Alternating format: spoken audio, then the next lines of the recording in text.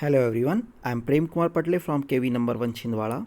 From today onwards, I am going to start the first chapter of history, the rise of nationalism in Europe, and I am here along with the first part of this topic. Dear students, it is very important and very informative topic for us. This will give a lot of information regarding the nationalism in Europe. Okay, and you can see also on the screen there are 4 different images and it describe the different meaning of the nationalism in Europe. प्यारे बच्चों, nationalism in Europe एक ऐसा विषय है जो काफ़ी vast है. हम अपने फर्स्ट चैप्टर के माध्यम से इसको समझने का प्रयास करेंगे. You will get very interesting information through this chapter. You will read about how the nationalism in Europe rise, कैसे वहाँ पर उदित हुआ ये नेशनलिज्म राष्ट्रवाद. You will get the information regarding Napoleon and his reformations in administrative sector, as well as you will know about the unification of Italy, unification of Germany. You will get lot of and interesting information through this chapter. मैं आप सभी से ये request करता हूँ कि आप इस चैप्टर को पढ़ने के लिए अपने मन में जिज्ञासा, उत्सुकता, इंटरेस्ट क्रिएट करें. अब हम इस चैप्टर को स्टार्ट करने जा रहे हैं. Dear students, you can see this is the image of democratic and social republics. This image referred to the democratic and social republic. This image, this picture is prepared by Frederick Soreau in 1848. प्यारे बच्चों, एक French artist थे जिनका नाम Frederick सोरोयू था. उन्होंने 1848 में इस पिक्चर को, इस जैसी 4 पिक्चर्स को डिपिक्ट किया, उन्होंने तैयार किया, प्रिपेयर किया. And he wanted to give message through this image about he saw a dream. He continuously saw a dream related to democratic and social republic. जैसा उनको स्वप्न में दिखाई देता था, वो सपनों के संसार को बुनते थे, उसको वो अपने चित्रों में दर्शा देते थे. तो 1848 में एक फ्रांसीसी कलाकार थे फ्रेडरिक सोरोयू. इन्होंने 4 चित्रों की एक श्रृंखला बनाई और उसमें अपने सपनों का संसार रच दिया. और उसके शब्दों में जो जनतांत्रिक और सामाजिक गणतंत्र से मिलकर बना हुआ था, उसको उन्होंने दर्शाने का प्रयास किया. प्यारे बच्चों, इस पिक्चर में मैं आपको पहले ही बतला देना चाहता हूँ कि जो ये येलो कलर से एक आपको स्टैचू दिखाई दे रहा है, वो स्टैचू ऑफ लिबर्टी का पिक्चर है जो उन्होंने इमेजिन किया था. और ये जितनी भी आपको एक लंबी कतार में पब्लिक दिखाई दे रही है, ये सभी के सभी उम्र के हैं, सभी सोशल क्लासेस को बिलोंग करने वाले लोग हैं और मैन वुमेन सब हैं. इसमें अमेरिकन्स और यूरोपियन कंट्रीज़ के सभी लोग शामिल हैं जो द स्टैचू ऑफ लिबर्टी के सामने से गुजरते हुए उनसे प्रेयर कर रहे हैं. ये एक सिंबॉलिक तौर पर इस पिक्चर को तैयार किया गया है. अब मैं इसके बारे में आपको एक्सप्लेन करता हूँ. In 1848, Frederic Sorrieu, a French artist, prepare a series of 4 prints visualising his dream of a world made of democratic and social republic. मैंने आपको अभी एक्सप्लेन कर चुका हूँ, as already have explain about this, कि Frederic Sorrieu who prepared the series of 4 prints and visualizing his dream of a world map made up of democratic and social republics. The first print of the series shows the peoples of Europe and America, men and women of all ages and social classes, marching in a long train and offering homage to the Statue of Liberty as they passes by it. आप देखिए, लंबी कतार में American और Europeans के जो लोग हैं, वो एक लंबी कतार में महिला, पुरुष, किसी भी समाजी वर्ग के लोग हैं, वो सब ये स्टैचू ऑफ लिबर्टी के सामने से गुजरते हुए उनसे प्रेयर कर रहे हैं. Artists of the time of the French revolution personified liberty as a female figure. आपने फ्रेंच रिवॉल्यूशन को क्लास 9th में पढ़ा है। आपको याद होगा कि वहाँ पर फ्रेंच रिवॉल्यूशन को एक फीमेल फिगर के तौर पर, एक महिला की के रूप का उसको प्रदान किया गया था। As well as you can see female figure here, you can recognize the torch of enlightenment she bears in one hand and the charter of the rights of man in the other। प्यारे बच्चों, ये image को फिर से आप देखिए। ये कह रहा है कि इस स्टेचू ऑफ लिबर्टी के वन हैंड में द टॉर्च ऑफ एनलाइटमेंट है, आप देख रहे हैं एक ऊपर उठा हुआ हाथ, और सेकंड जो हैंड है दूसरे हाथ में, यहाँ पर the charter of the rights of man, मनुष्यों के अधिकारों का घोषणा पत्र लिए हुए प्रतिमा आपके सामने खड़ी है और लोग इनसे प्रेयर करते हुए चले जा रहे हैं। On the earth in the foreground of the image lie the shattered remains of the symbols of absolute institution। अब ये कह रहा है कि आप देखिए इस पिक्चर में जहाँ ये लंबी कतारें खड़ी है उसके फ्रंट में ये कह रहा है कि जितने भी एब्सोल्यूट इंस्टीट्यूशंस थे, जितने भी निरंकुश संस्थान थे, उनके सबके ये ध्वस्त अवशेष बिखरे पड़े हैं। मतलब इस स्टेचू ऑफ लिबर्टी के सामने जो निरंकुशवादी शक्तियाँ थी वो सब धराशायी होकर गिरी पड़ी है। ये इसके थ्रू इमेजिन किया जा रहा है, ठीक। और जो सोरोयू थे, इन सोरोयूज उटोपियन विज़न, उटोपियन विज़न का मतलब क्या होता है बेटा?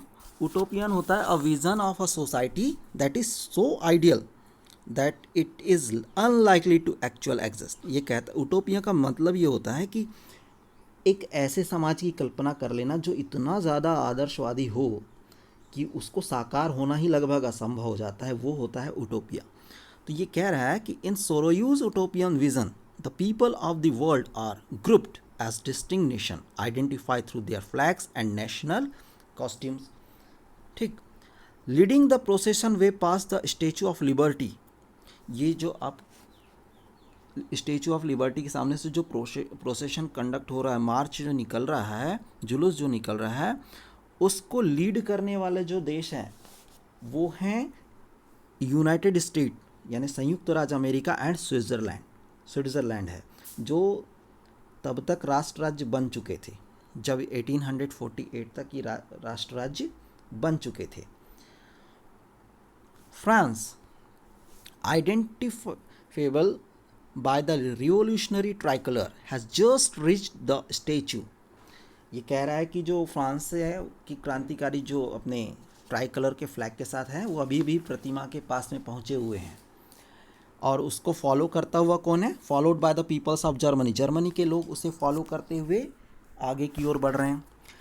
Bearing the black red and gold flag, आप उस इमेज में देख सकते हैं कि वहाँ ब्लैक, रेड और गोल्ड फ्लैग, इस कलर का जो फ्लैग है उसको बियर करने वाले जर्मनी के लोग हैं। German speaking principalities into a nation state under a democratic constitution. मेरे बच्चों, एक दिलचस्प बात यह भी है कि जो सोरोयू ने ये इमेज तैयार किया, उस जर्मन के लोग तब तक यूनाइटेड नेशंस के हिस्सा नहीं थे। They were not the part of United Nation, जो अभी जो झंडा थामे दिखाई दे रहे हैं। लेकिन वो 1848 में इस उम्मीद से इस अभिव्यक्ति को करने के लिए आए थे, जिनमें क्या था? Numerous German speaking principalities into a nation state under a democratic constitution. वो चाहते थे कि अनेक जो जर्मन भाषी प्रिंसिपलिटीज़ हैं, रियासतें हैं, वो एक प्रजातांत्रिक संविधान के अंतर्गत आ जाए और एक वहाँ पर एक राष्ट्र राज्य के को गठित किया जा सके।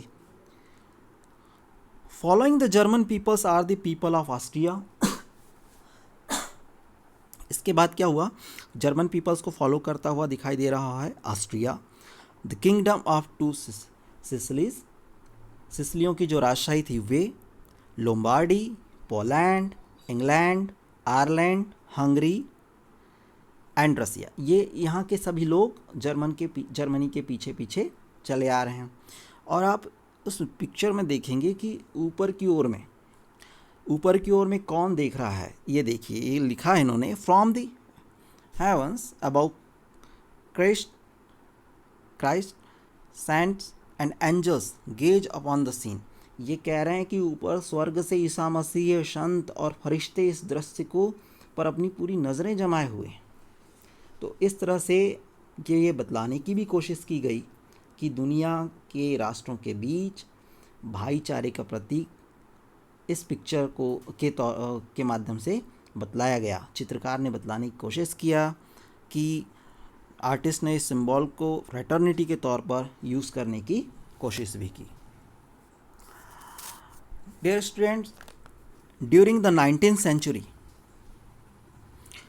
nationalism emerged as force which brought about sweeping changes in the political and mental world of Europe. ये कहता है कि 19वीं सदी में जो राष्ट्रवाद था वो एक ऐसी ताकत के रूप में उभर कर के सामने आया जिसने यूरोप के पॉलिटिकल यानी राजनीतिक और मेंटल यानी कि मानसिक वर्ल्ड में, उस जगत में भारी परिवर्तन ला दिया। ये नेशनलिज्म का 19th सेंचुरी में इमर्ज होना ये बहुत ही बेनिफिशियल हुआ। The end result of this changes was the emergence of nation state in place of multinational dynastic empires of Europe. और अंततः क्या हुआ कि यूरोप में जो बहुराष्ट्रीय वंश थे, अलग अलग कंट्रीज़ में अलग अलग डायनेस्टीज रूल कर रही थी, अब उसके स्थान पर इस नेशनलिज्म के आ जाने की वजह से उनके स्थान पर अब नेशन स्टेट ने जगह लेना शुरू कर दिया था, इनका इमर्जेंस होना स्टार्ट हो गया था। The concept of and practice of a modern state in which a centralised power exercise sovereign control over a clearly defined territory. ये कहता है कि जो यूरोप में लंबे समय से एक आधुनिक राज्य की गतिविधियां और विचार जो थे वो विकसित हो रहे थे, अब वो स्पष्ट रूप से उनको परिभाषित कर दिया गया कि अब प्रभुसत्ता एक केंद्रीय शक्ति की थी, ठीक। लेकिन न राष्ट्र राज्य ने में न केवल उसके शासक बल्कि अधिकांश नागरिकों में एक साझा पहचान का भाव और साझा इतिहास की विरासत की भावना भी जागृत होने लगी थी। अब जब नेशन स्टेट आ जाता है तो किसी कंट्री में किसी डायनेस्टी का इम्प्रेशन कह लीजिए, उसका इम्पैक्ट कह लीजिए, प्रभाव कह लीजिए, वो उतना नहीं रह जाता। अब कॉमन पीपल के पास में भी उसकी भी आइडेंटिटी धीरे धीरे जो है वो सामने आने लगती है। But a nation was one in which the majority of its citizen and not only its ruler came to develop a sense of common identity and share history of descent. तो इस तरह से बच्चों इसमें ये ख़ास बात इस में बतलाने की कोशिश की गई कि नेशनलिज्म के इमर्जेंस से क्या बेनिफिट हुआ। इस स्लाइड के माध्यम से आप इसको समझ सकते हैं। ये न्यू वर्ड्स हैं जो आपकी बुक में भी दे रखे हैं, इसको समझना है। एब्सोल्यूटिज्म को आप समझिए, एक ऐसी सरकार की बात की जाती है, a government or system, literally a government or system of rule that has no restraints on the power exercised. In history, the term refers to a form of monarchical government that was centralized, militarized and repressive. ये कहता है कि एक ऐसी सरकार या शासन व्यवस्था जिसकी सत्ता किसी प्रकार का कोई अंकुश ही नहीं होता। और अगर इतिहास की भाषा में इसकी बात करें तो राजशाही सरकारें जो होती हैं उनको निरंकुश सरकार कहा जाता है, जो सेंट्रलाइज होती है, केंद्रीकृत होती है, सैन्य बल पर आधारित होती है, मिलिट्राइज्ड होती है, रिप्रेसिव होती है, दमनकारी होती है, जिसमें आम जनता की कोई भी बातों को ध्यान नहीं दिया जाता। Utopian, already I have explained about utopian, जो एक ऐसी सोसाइटी के बारे में सोचता है जो एक्चुअल में एग्जिस्ट नहीं कर पाती हो। बेटा उम्मीद करता हूँ कि आपको ये समझ में आया होगा, और अगर आपको कोई प्रॉब्लम होती है तो आप मुझे गूगल क्लासरूम के कमेंट बॉक्स में आप अपनी प्रॉब्लम्स को ज़रूर शेयर करें। Thank you very much.